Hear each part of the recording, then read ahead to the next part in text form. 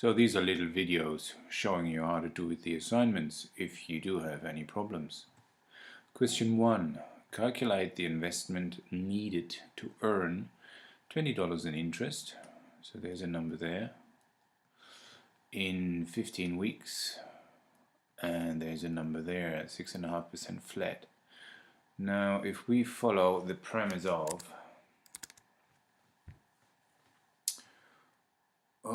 which formula? That's a good start. So which formula?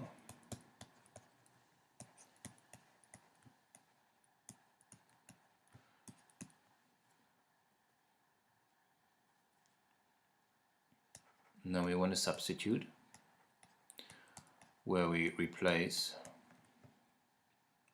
our letters with numbers from that formula, and in the end we want to solve.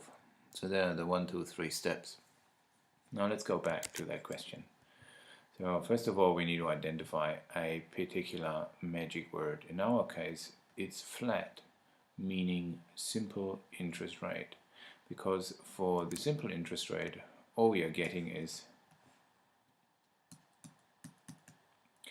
if this is time and this is money and we invested something, we literally have a flat line where our money increases. Okay, so now that we've identified that it is the simple interest formula, we might as well want to put that down, which is I equals P for our principal rate times time. You just imagine that there is a multiplication sign here, which is the same as here. That's the one here. I equals PRT. Task has a slightly different idea than we do. R for rate, T for time, P for principal. Principal is the amount of money that you invest. And on the left hand side we get our interest. So let's go back to the question. So as I said, we got a percentage there, we got some sort of time there, and we got some sort of money there. And right now it says $20 in interest, so actually we are looking for the principal here. What is the investment? What money did we invest? So let's just do that one. So that's 20, that's 15, and there's 6.5. Let's put that down. So we got 6.5%, and we got 15 weeks. And we got $20 in interest. Okay. Now let's put them all there and go to the second step, which is substitution.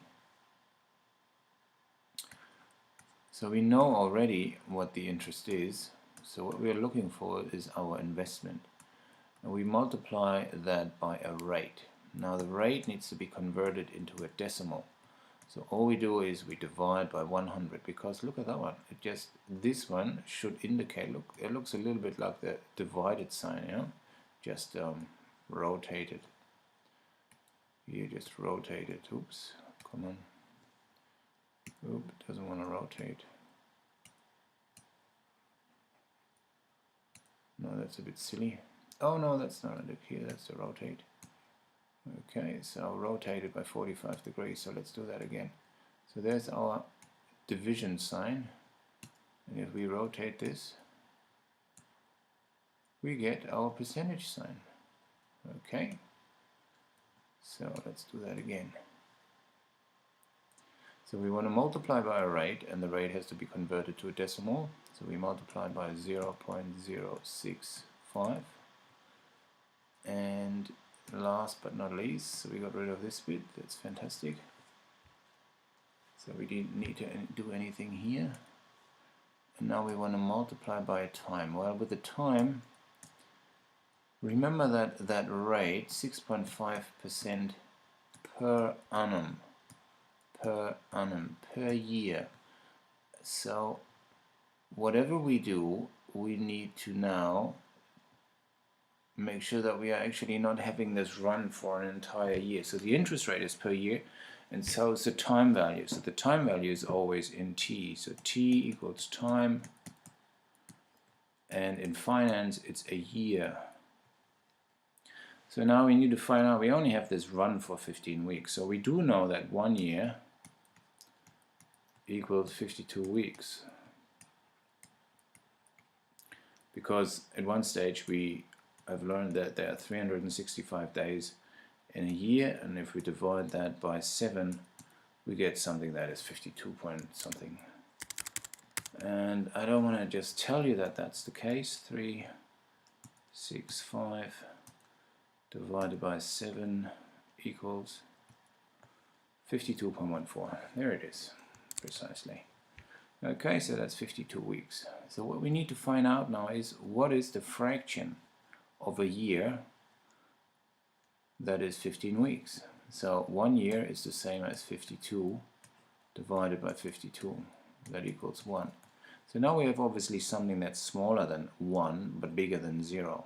So all we do there is we have 15 weeks and we divide that by 52. So that should give us a fraction of a year. So that will be something smaller than 1 and bigger than 0. Because it's not the whole year. So we just do that here. That's 15 divided by 52. Which gives us that little number there, and it's really awkward to work with that number, so we just stick to the fraction. Okay, so that is all our values substituted into this formula. So the interest is $20. The principal we are looking for, that's the interest rate per annum, the annual interest rate, and that is the fraction of a year. So all we need to do now is we need to do some algebra and get that p by itself.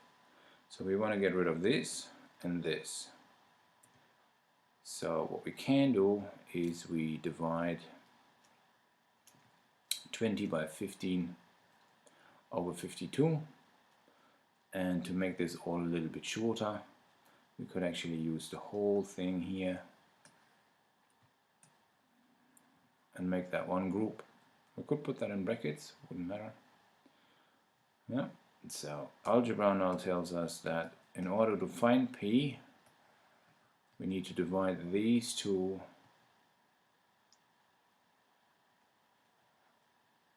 and we need to divide 20 by these two.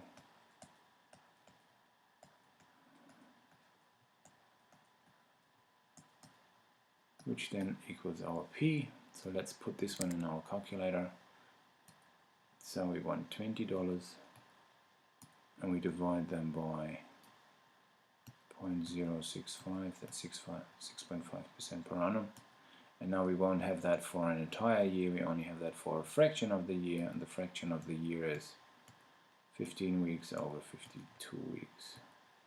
And that gives us a value of $166.666666, which goes on forever, and we round that up to 2 decimal places because that's what we got in our cents.